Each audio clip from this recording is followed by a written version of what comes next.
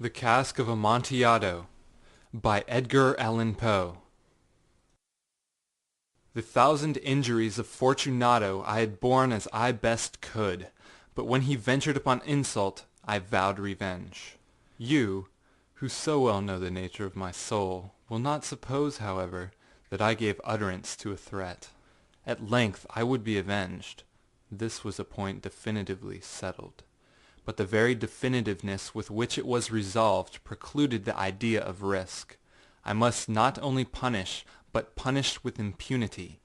A wrong is unredressed when retribution overtakes its redresser. It is equally unredressed when the avenger fails to make himself felt as such to him who has done the wrong. It must be understood that neither by word nor deed had I given Fortunato cause to doubt my good will.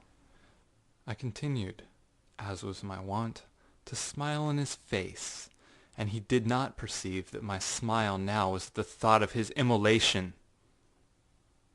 He had a weak point, this Fortunato, although in other regards he was a man to be respected and even feared. He prided himself on his connoisseurship in wine. Few Italians have the true virtuoso spirit. For the most part their enthusiasm is adopted to suit the time and opportunity, to practice imposture upon the British and Austrian millionaires. In painting and gemmery, Fortunato, like his countrymen, was a quack, but in the matter of old wines he was sincere. In this respect I did not differ from him materially. I was skilful in the Italian vintages myself, and bought largely whenever I could. It was about dusk, one evening during the supreme madness of the carnival season, that I encountered my friend. He accosted me with excessive warmth, for he had been drinking much. The man wore motley. He had on a tight-fitting, party-striped dress, and his head was surmounted by the conical cap and bells. I was so pleased to see him that I thought I should never have done wringing his hand. "My dear Fortunato, you're luckily met. How remarkably well you're looking today.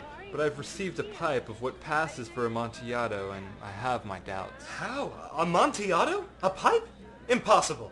And in the middle of the carnival. I have my doubts, and I was silly enough to pay the full Amontillado price without consulting you in the matter. You were not to be found, and I was fearful of losing a bargain. Amontillado?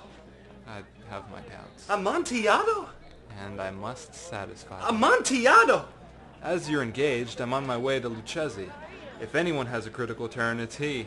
He will tell me. Lucchesi cannot tell Amontillado from sherry. And yet some fools will have it that his taste is a match for your own. Come, let us go. Whither? To your vaults. My friend, no. I will not impose upon your good nature. I perceive you have an engagement.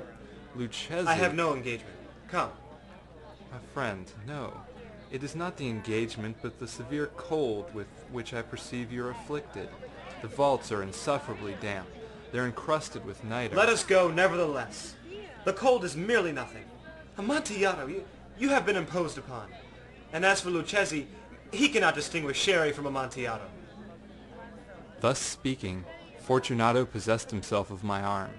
Putting on a mask of black silk and drawing a roquelaire closely about my person, I suffered him to hurry me to my palazzo. There were no attendants at home. They had absconded to make merry in honor of the time. I had told them that I should not return until the morning, and had given them explicit orders not to stir from the house.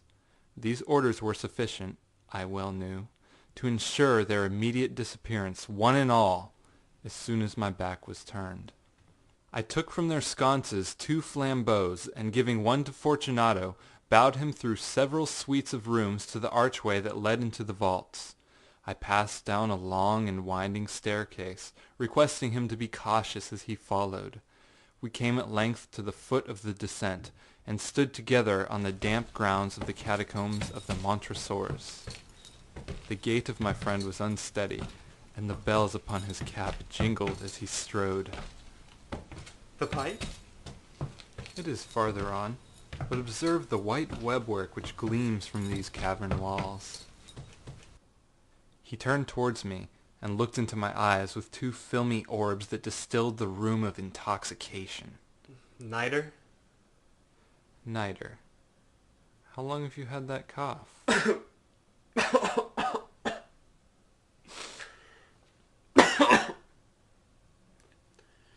It is nothing. Come. We will go back. Your health is precious. You are rich, respected, admired, beloved. You are happy, as I once was. You are a man to be missed. For me it is no matter. We will go back. You will be ill, and I cannot be responsible. Besides, there's Lucchesi. Enough! The cough's a mere nothing. It will not kill me. I shall not die of a cough. True, true. And indeed I had no intention of alarming you unnecessarily. But you should use all proper caution. A draught of this medic will defend us from the damps. Here I knocked off the neck of a bottle, which I drew from a long row of its fellows that lay upon the mould. He raised it to his lips with a leer. He paused and nodded to me familiarly, while his bells jingled. I drink to be buried that repose around us. And I to your long life.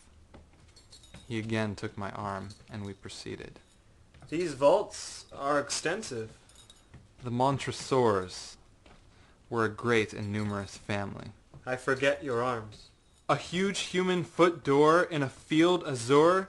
The foot crushes a serpent rampant whose fangs are embedded in the heel. And the motto? Nemo me impune lacessit. Good. The wine sparkled in his eyes and the bells jingled. My own fancy grew warm with the medic. We had passed through walls of piled bones, with casks and puncheons intermingling, into the inmost recesses of catacombs. I paused again, and this time I made a bold to seize Fortunato by an arm above the elbow. The nitre! See, it increases. It hangs like moss upon the vaults. We're below the river's bed. The drops of moisture trickle among the bones. Come, we'll go back ere it's too late. Your cough. It is nothing. Let us go on. But first, another draught of the medic. I broke and reached him a flagon of de Grave. He emptied it at a breath. His eyes flashed with a fierce light. He laughed and threw the bottle upwards with a gesticulation I did not understand. I looked at him in surprise. He repeated the movement, a grotesque one. You do not comprehend? Not I. Then you are not of the Brotherhood. How? You are not of the Masons. Yes. You? Impossible. A Mason? A Mason. A sign. A sign. It is this. I produced a trowel from beneath the folds of my roquelaire. You jest. But let us proceed to the Amontillado. Be it so. I replaced the tool beneath the cloak and again offered him my arm. He leaned upon it heavily. We continued our route in search of the Amontillado. We passed through a range of low arches, descended, passed on, and descending again, arrived at a deep crypt, in which the foulness of the air caused our flambeaux rather to glow than flame. At the most remote end of the crypt there appeared another less spacious. Its walls had been lined with human remains, piled to the vault overhead, in the fashion of the great catacombs of Paris. 3 sides of this interior crypt were still ornamented in this manner. From the 4th side the bones had been thrown down and lay promiscuously upon the earth, forming at one point a mound of some size. Within the wall thus exposed by displacing of the bones, we perceived a still interior recess, in depth about 4 feet, in width 3, in height 6 or 7. It seemed to have been constructed for no special use within itself, but formed merely the interval between the 2 colossal supports of the roof of the catacombs, and was backed by one of their circumscribing walls of solid granite. It was in vain that Fortunato, uplifting his dull torch, endeavored to pry into the depth of the recess. Its termination the feeble light did not enable us to see. Proceed. Herein is the Amontillado. As for Lucchesi... He is an ignoramus. He stepped unsteadily forward, while I followed immediately at his heels. In an instant he had reached the extremity of the niche, and finding his progress arrested by the rock, stood stupidly bewildered. A moment more, and I had fettered him to the granite. In its surface were 2 iron staples, distant from each other about 2 feet horizontally. From one of these depended a short chain, from the other a padlock. Throwing the links about his waist, it was but the work of a few seconds to secure it. He was too much astounded to resist. Withdrawing the key, I stepped back from the recess. "Pass your hand. Over the wall. You cannot help feeling the nitre. Indeed, it is very damp. Once more let me implore you to return. No? Then I must positively leave you. But first I must render you all the little attentions in my power." The Amontillado! "True. The Amontillado." As I said these words, I busied myself among the pile of bones of which I have before spoken. Throwing them aside, I soon uncovered a quantity of building stone and mortar. With these materials, and with the aid of my trowel, I began vigorously to wall up the entrance of the niche.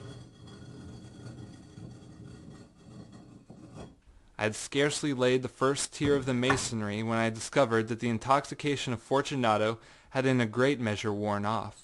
The earliest indication I had of this was a low moaning cry from the depth of the recess. It was not the cry of a drunken man. There was then a long and obstinate silence.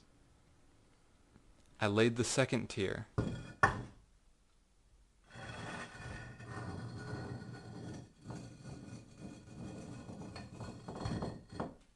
And the third.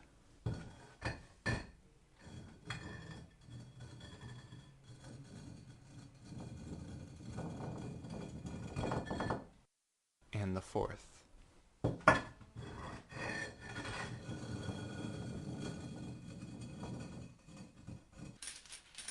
And then I heard the furious vibrations of the chain.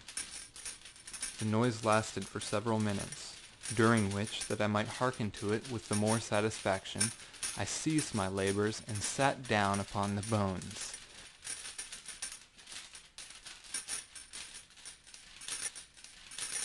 When at last the clanking subsided, I resumed the trowel, and finished without interruption the 5th, the 6th, and the 7th tier.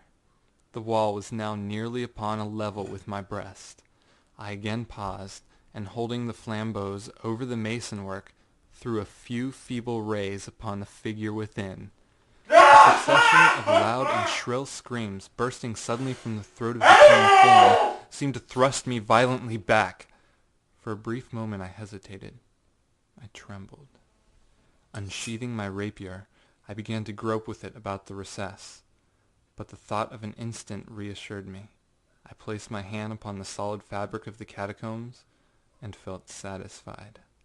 I reapproached the wall. I replied to the yells of him who clamored. I re-echoed. I aided. I surpassed them in volume and in strength. I did this, and the clamorer grew still. It was now midnight, and my task was drawing to a close.